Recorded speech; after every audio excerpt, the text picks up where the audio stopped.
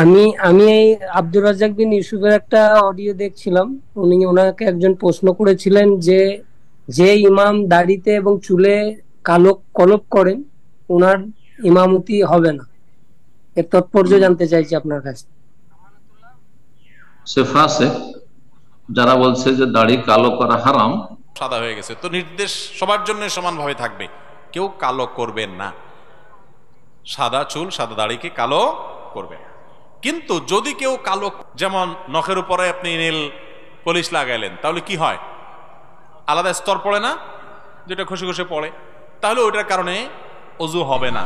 আসসালামু আলাইকুম ওয়া রাহমাতুল্লাহি ওয়া বারাকাতুহু। প্রিয় ভাইরা, আজকে আমরা এখানে একটি বিষয় নিয়ে, অত্যন্ত গুরুত্বপূর্ণ একটি মাসলা নিয়ে আলোচনা করতে যাইতেছি। এখানে আমরা তিনজন শেখের মুখ থেকে আমরা এই বিষয়টার উপর মাসলা ক্লারিফিকেশন জানার চেষ্টা করব। বন্ধুগণ, বিষয়টা হলো, প্রায় দেখা যায় আমাদের সমাজের মানুষ কি করে দাড়ি এবং চুলের মধ্যে কলফ করে থাকে। কেউ আবার ব্রাউন কালার করে, কেউ ন্যাচারাল মন্দি ব্যবহার করে, কেউ আবার লাল কালার ব্যবহার করে। এই বিষয়ের উপর আব্দুর রাজ্জাক বিন ইউসুফ সাহেবকে প্রশ্ন করা হয়েছিল, উনি কি উত্তর দিয়েছেন। শেখ মতিউর রহমান মাদানী সাহেবকে প্রশ্ন করা হয়েছিল, উনি কি উত্তর দিয়েছেন। এবং শেখ আহমদুল্লাহ সাহেবকে প্রশ্ন করা হয়েছিল একই বিষয় নিয়ে।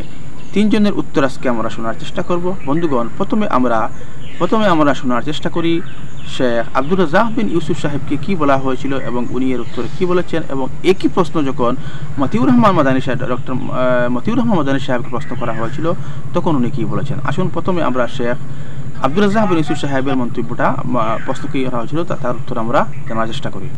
পাকা চুল দাড়ি কালো রং করা হারাম, তার ইমামতি চলবে না।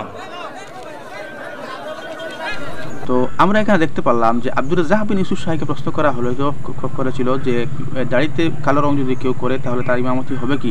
উনি স্পষ্টভাবে বলে দিলেন যে দাড়িতে কেউ যদি কালো কলপ করে তাহলে তার ইমামতি হবে না। এই বিষয়টা নিয়ে মতিউর রহমান মাদানী সাহেবকে প্রশ্ন করা হয়েছিল। আসল মতিউর রহমান মাদানী এর উত্তরে কি বলেছেন আমরা জানার চেষ্টা করি।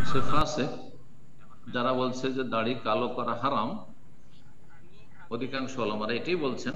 একমাত্র হাম্বেলি মাযহাব বলছে মাকরুহ। হ্যাঁ, এর জন্য অনেকেই আরবরা কালো করে থাকে, তাদের কাছে এটি নাজায়েজ নয়। তো তাদের ফিকহে সেটি জায়েজ। তারা কিছু দলিল পেশ করেছে, কিছু সালাফ থেকে সাহাবায়ে কেরামদের আমল পেশ করার চেষ্টা করেছে তারাও। কিন্তু এই ক্ষেত্রে সতর্কতা, দুটি তিনটি হাদিস রয়েছে যার ফলে দাড়ি কালো করা জায়েজ নয়, বরং ব্রাউন, বেশি তো ব্রাউন করতে পারবে, আর না হলে মেহেদির রং যে রয়েছে লাল অথবা ব্রাউন করবে, হ্যাঁ, লাল কালোর মাঝামাঝি, এটা চলবে, কিন্তু কালো করা জায়েজ নাই। একটি নাজায়েজ কাজ কেউ যদি করে তাহলে সেই ব্যক্তি কাফের তো না, কাফের পিছনে নামাজ হবে না। মুশরিক তো না, বড় মুশরিক, তার পিছনে নামাজ হবে না। ফাসেকের পিছনে নামাজ হবে।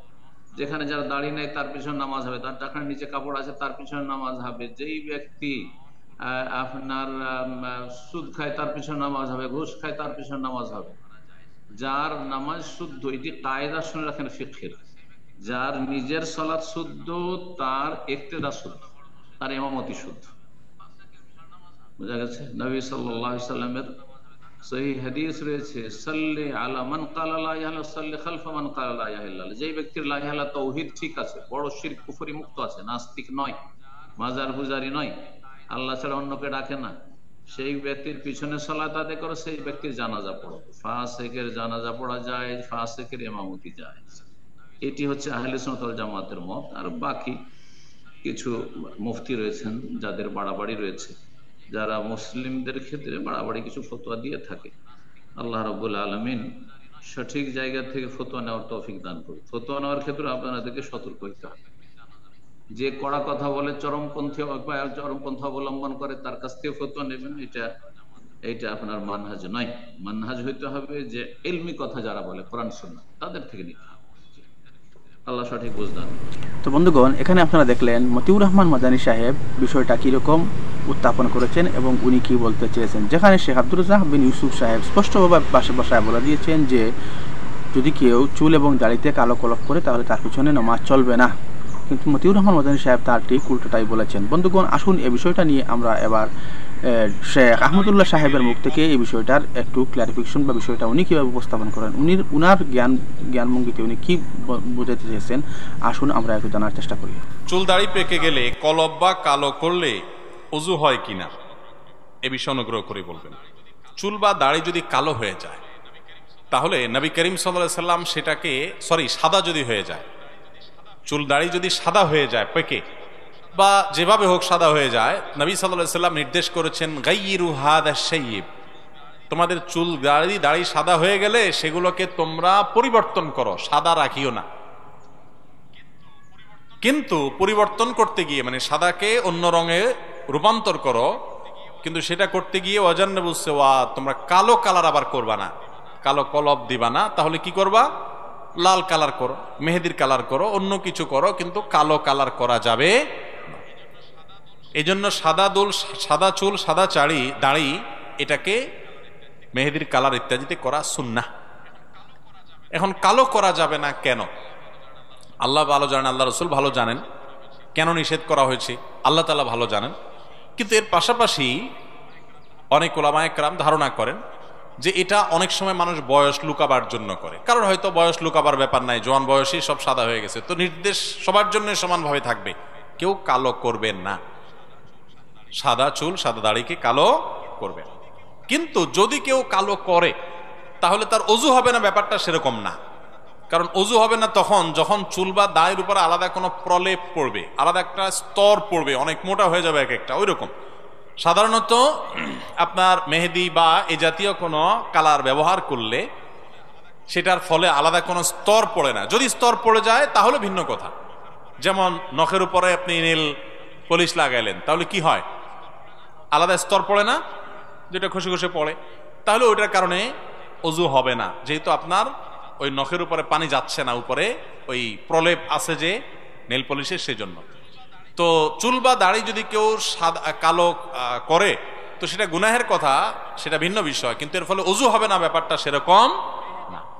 মেহেদি, বাজারের যে আর্টিফিশিয়াল মেহেদি আছে সেটা যদি আপনি চুল দাড়িতে ব্যবহার করেন, হাতে ব্যবহার করেন, যদিও হাতে ব্যবহার করবে মহিলারা, হাতে পুরুষদের জন্য ব্যবহার করা সুন্নত না। হাতে মেহেদি দিবে কারা? মহিলারা। এখন আমাদের দেশে পুরুষরাই আধা মহিলা হয়ে যেতে চায়, এটা সুন্নার খেলাফ। যাই হোক, তো এই মেহেদি যদি কেউ আর্টিফিশিয়ালটা ব্যবহার করে, টিউব মেহেদি যেটা, তো এর ফলেও অজু হবে, কোনো অসুবিধা নেই। তো বন্ধুগণ, এখানে আপনারা দেখলেন শেখ আহমদুল্লাহ সাহেব বিষয়টা কিভাবে উপস্থাপন করেছেন, কিভাবে ব্যাখ্যা করেছেন। শেখ মতিউর রহমান মাদানী সাহেব বিষয়টা কিভাবে উপস্থাপন এবং ব্যাখ্যা করেছেন, এবং আব্দুর রাজ্জাক বিন ইউসুফ সাহেব কিভাবে বিষয়টা নিয়ে ওনার মতামত দিয়েছেন। বন্ধুগণ, এখন প্রশ্ন হলো, একই প্রশ্নের উত্তর যদি আমরা যাদেরকে আহলে হাদিস বলে থাকি বা তারা নিজেকে আহলে হাদিস বলে থাকেন, তারা যদি একই মাসলা নিয়ে একই কথা নিয়ে যদি দুই ধরনের মত থাকে, তাহলে আহলে হাদিসের আমরা কোন শেখের মজহবকে মানব? আব্দুর রাজ্জাক বিন ইউসুফ সাহেবের মজহবকে মানব, না মতিউর রহমান মাদানী সাহেবের মজহবকে মানব, না মুজাফফর বিন ইউসুফ সাহেবের মজহবকে মানব? বন্ধুগণ, এখানে যারা ইমাম আবু হানিফার অনুসারী, যা হানাফি মজহাবের যারা অনুসারী রয়েছেন, তারা হানাফি মজহাব মতে, হানাফি কিতাব মতে, হানাফি ফিকহ মতে যেসব মাসলা মাসাইলের এরকম বিতর্ক রয়েছে, সেই বিতর্কিত মাসলাকে হানাফি মজহাবে এমনভাবে সমাধান দিয়েছে যে সমাধান শুনলে সত্যি আপনি খুব বেশি আনন্দিত হবেন এবং খুব বেশি প্রশংসিত গর্ববোধ করবেন। হানাফি মজহাবের প্রত্যেকটা মাসলাকে একদম পুঙ্খানুপুঙ্খভাবে খুব মানে সঠিকভাবে ব্যাখ্যা করা হয়েছে। তারপরেও আমাদের আহলে হাদিসের বাইরা বলে থাকেন যে আবু হানিফার মজহবকে যারা অনুসরণ করে তারা নাকি ব্যক্তি পূজা করে। বন্ধুগণ, এখানে আপনারা দেখলেন আব্দুর রাজ্জাক বিন ইউসুফ সাহেব যে কীরকম বলতেছেন এবং মতিউর রহমান মাদানী সাহেব কীরকম বলতেছেন, দুই ধরনের দুইটি মত রয়েছে। বন্ধুগণ, এখানেই আপনারা বুঝে নেন, কিছু যারা মতিউর রহমান মাদানী সাহেবকে যারা মানি বা উনার মাসলাকে যারা উনার মাসলা মাসাইলকে যারা আমরা শুনি এবং ফলো করি, তারা তো এই মতিউর রহমান মাদানী সাহেব যে কথা বলেছেন সেটাই বিশ্বাস করব। এবং যারা আমরা আব্দুর রাজ্জাক বিন ইউসুফ সাহেবকে খুব শ্রদ্ধা করি এবং মানি এবং উনার কথাগুলো আমরা শুনি এবং ফলো করার চেষ্টা করি, তারা তো আব্দুর রাজ্জাক বিন ইউসুফ সাহেবের কথাগুলোই ফলো করবেন। বন্ধুগণ, এরকম অনেক মাসলা মাসাইল আমাদের ইসলাম ধর্মের রয়েছে, যেগুলো সুন্নতের ক্ষেত্রে বিশেষ করে মাসলা মাসাইল রয়েছে, যেগুলো মাসলা মাসাইল নিয়ে আমাদের মধ্যে ইখতিলাফ রয়েছে, কিন্তু আমরা এমন একজন এমনভাবে কঠোরতা অবলম্বন করি যে কঠোরতা অবলম্বন করার ফলে আমাদের মধ্যে দাঙ্গা হাঙ্গামার সৃষ্টি হয়ে যায়। তাই আমি প্রত্যেক উলামায়ে কেরামদেরকে, আমি প্রত্যেক মাযহাব বা আহলে হাদিস, হানিফি প্রত্যেকদেরকে আমি একথাটাই বলতে চাইতেছি যে এমন কঠোরতা অবলম্বন করা ঠিক নয় যে কঠোরতার কারণে মানুষের মধ্যে ইসলামের মধ্যে দাঙ্গা হাঙ্গামা সৃষ্টি হয়, এবং এমন কোনো নতুন মশলাও আনা ঠিক নয় যে মশলা এখানে প্রচলিত রয়েছে, যে হুকুম এখানে প্রচলিত রয়েছে সেই হুকুমের উপরে মানুষকে নতুন কোনো ফিতনা সৃষ্টি না করাটাই আমি শ্রেয় মনে করি। বন্ধুগণ, আপনার যদি ভিডিও ভালো লাগে থাকে তাহলে ভিডিও কমেন্টে এসে অবশ্যই আপনার মতামত জানাবেন এবং চ্যানেলটিকে সাবস্ক্রাইব করে আমাদের সঙ্গে থাকবেন, যাতে আর সুন্দর সুন্দর ভিডিও আপনাদের সম্মুখে উপস্থাপন করতে পারি। আসসালামু আলাইকুম ওয়া রাহমাতুল্লাহি ওয়া বারাকাতুহু।